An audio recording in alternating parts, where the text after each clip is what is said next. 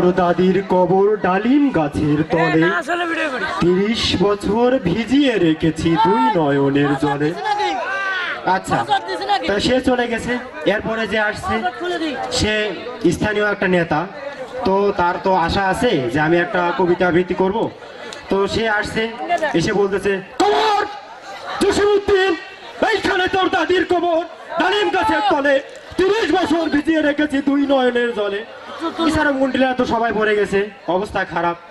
এখন এরপরে যে আসছে সে হচ্ছে ওই রকম আর কি, একটু হাসে, কথা বলতে গেলেই হাসি পায়। তো সে আসছে কবিতা আবৃত্তি করার জন্য। তো সে এখন এসে বলতেছে,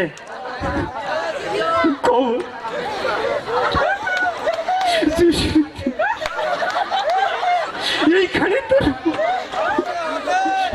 দাদির কবর ডালিম গাছের। তো ঠিক আছে, সে চলে গেছে। এরপরে যে আসছে সে হচ্ছে ওই রকমই আর কি, একটু কথা বলতে গেলে কাঁদে। তো সে আসছে আবৃত্তি করার জন্য। তো সে এখন বলতেছে,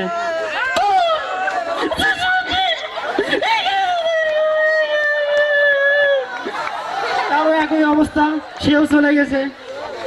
এরপর যে আসছে সে হচ্ছে এলাকা, তো আমরা বিভিন্ন জায়গায় গেলে অনুষ্ঠান মাহফিলে দেখা যাচ্ছে অনেক হিজড়ারা থাকে।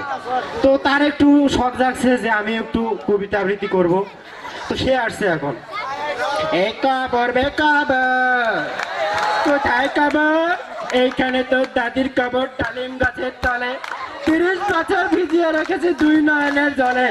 আচ্ছা, ধন্যবাদ, ঠিক আছে।